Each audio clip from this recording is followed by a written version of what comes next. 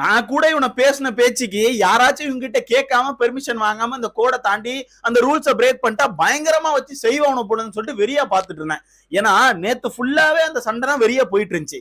So அதெல்லாம் வச்சு பார்க்கும்போது கண்டிப்பா ஒரு சம்பவம் இருக்கு. வெறியா வச்சு செய்வானா, யாரா ஒருத்தர் கோட்டை தாண்ட போறாங்க, ஆப்போசிட் டீம் வச்சு செய்ய போது யோசிச்சுட்டு இருக்கும்போது நேத்து நைட்டு பாத்தீங்கன்னா நம்ம ஜாக்லின் அவர்கள் அந்த கோட்டை தாண்டிட்டாங்க யாருக்கிட்டையும் கேட்காம. அது வந்து ஆக்சுவலா எதிர்ச்சியா தான் தாண்டாங்க. என்ன பண்றாங்கன்னா அவங்க பெட்ரூம் சைட்ல இருந்து வெளியே வந்துட்டு இருக்காங்க. அப்படியே வந்துட்டு இருக்கும்போது மெயின் கேட்டுக்கு வரும்போது அவங்க பெட்ரூம் சைட்ல இருந்து வர்ற மெயின் கேட் வந்து பூட்டி இருக்கு. உடனே என்ன பண்றாங்கன்னா அப்படியே அந்த பக்கம் தாவி அப்படியே கிராஸ் பண்ணி வெளியே வந்துடுறாங்க கேஷுவலா.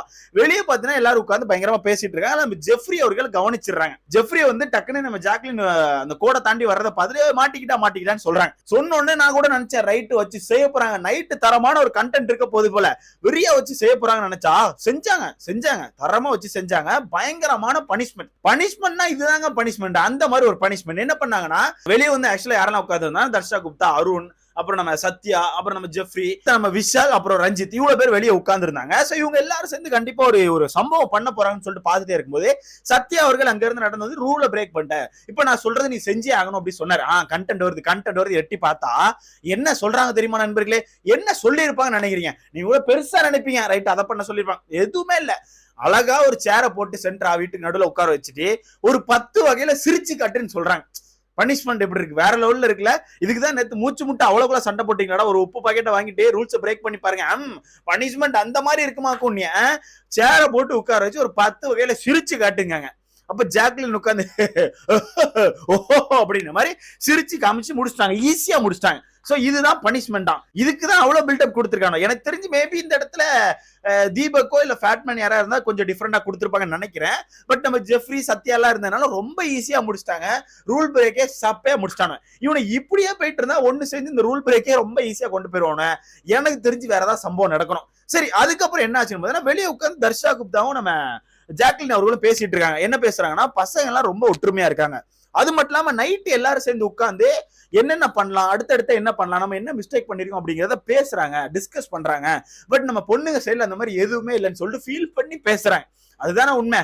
பெண்கள் வந்து நான் முன்னாடி இருந்தா சொல்லிட்டு இருக்கேன், ஒற்றுமை இல்ல, தூக்கம் வருதுன்னு தூங்க போயிடுறீங்க, ஒற்றுமை இல்லைன்னு சொல்லிட்டே இருக்கோம். ஆனா பசங்க சைடுல உண்மையாவே பயங்கரமா இருக்கு.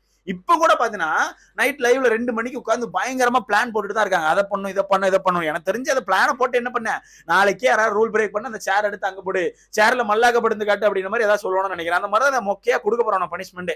ஏன்னா அப்படிதான் இருக்கணும். பட் இருந்தாலும் நம்ம தர்ஷா குப்தா என்ன ஜாக்லின் இதை பேசிட்டு இருக்காங்க. அப்படி பேசிட்டு இருக்கும்போது விஜய் விஷாலை பத்தி பேசுறாங்க. விஜய் விஷாலை பத்தி நம்ம ஃபர்ஸ்ட் சொல்லிங்க, இவர் மேல பெரிய ஹோப் இருக்கு, பயங்கரமா வச்சு செய்வாரு. ஆனா வீட்டுக்குள்ள வந்ததுல இருந்து பாத்துட்டு இருக்கேன், ஆள் கொஞ்சம் சேஃப் கேம் பிளே பண்ண மாதிரியே இருக்கு.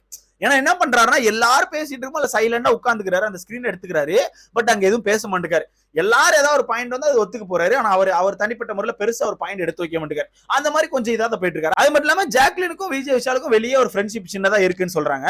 தர்ஷா குப்தாக்குமே விஜய் விஷால தெரியுமா? சோ இவங்க 2 பேருமே சொல்றாங்க, எனக்கும் ஒண்ணு தெரியும், என்கிட்ட பேசவே மாட்டேக்கான், என்ன பார்த்தாலே ஒரு மாதிரி திரும்பிட்டு போறான், எதுக்குன்னே தெரியலன்னு சொல்லி தர்ஷா குப்தா சொல்றாங்க. இதுல ஜாக்லின் என்ன சொல்றாங்கன்னா, எனக்கும் அவனை நல்லா தெரியும், ஆனா வந்ததுல இருந்து என்ன பேசவே இல்லை.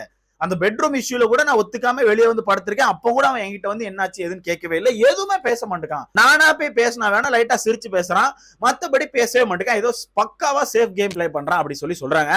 அதை தொடர்ந்து அருண் அவர்களே சொல்றாங்க, அருணையுமே வெளியே இருந்து தர்ஷா குப்தாக்கு லைட்டா தெரியும் போல.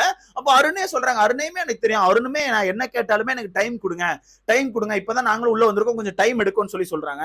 இவங்க எல்லாருமே ஃபேக்கா இருந்த மாதிரி இருக்குன்னு சொல்லிட்டு பக்காவை போட்டு உடைச்சிட்டு இருக்காங்க. நமக்கும் அதுதான் தோணுது. ஏன்னா எல்லாரும் ஏதாவது ஒரு வகையில கண்டென்ட் கொடுக்குறாங்க. காலையில இருந்து தர்ஷா குப்தா கண்டென்ட் குலைக்கிறாங்க, ஜாக்லின் அவர்கள் ஏதாவது ஒரு வகையில கண்டென்ட் குலைக்கிறாங்க. ஆனா உண்மையாவே சொல்ல போனா இந்த அருண், விஜய் விஷால் எல்லாம் எதுவுமே பண்ண மாட்டேங்காங்க. அதுதான் உண்மை. யாராவது ஒருத்தர் கொடுக்குற கண்டென்ட்ல உங்களோட ஃபேஸை மட்டும் காமிச்சிட்டு அவங்க இருக்கிற மாதிரி காமிக்கிறாங்களே தவிர அவங்க சைட்ல இருந்து ஒரு ரா கண்டென்ட் நம்ம கிடைக்க மாட்டேங்குது. சோ சொல்ல போனா இவரும் ஒரு வகையில ஒரு லைட்டான ஒரு மிச்சர்னு சொல்லலாம். அது உண்மையா அப்படிதான், லைட்டான மிச்சர்னு சொல்லிக்கலாம் யார் விஷால் எல்லாம். ஏன்னா பெருசா கண்டென்ட் வரல. அதுக்கு தீபக் கூட பரவாயில்லன்னு சொல்லலாம். ஒரு டாமினேட் பண்ணாலும் சரி, என்ன பண்ணாலும் சரி, ஒரு கண்டென்ட் வருது நமக்கு. பிக் பாஸ்க்கு என்ன தேவை? கண்டென்ட். சோ அந்த வகையில உண்மையாவே இவங்க எல்லாமே சேஃப் கேம் பிளான் பண்ண மாதிரி தான் எனக்கு தெரியுது. உங்களோட கருத்தை சொல்லி மறக்காம கமெண்ட்ல சொல்லுங்க. பட் விஷால் மேல நிறைய பேருக்கு நம்பிக்கை இருந்துச்சு, அந்த நம்பிக்கை கொஞ்சம் கொஞ்சமா குறையுது. இதுக்கப்புறம் ஒரு ஆக்டிவ் ஆகணும் நான் நம்புறேன். ஆக்டிவ் ஆகணும், ஆனாதான் நல்லதுன்னு சொல்லிட்டு என்னோட கருத்து. இதை பத்தி உங்களோட கருத்துன்னு சொல்லி மறக்காம கமெண்ட்ல போடுங்க. இவன பனிஷ்மெண்ட் எல்லாம் ரொம்ப மொக்கையா இருக்கு.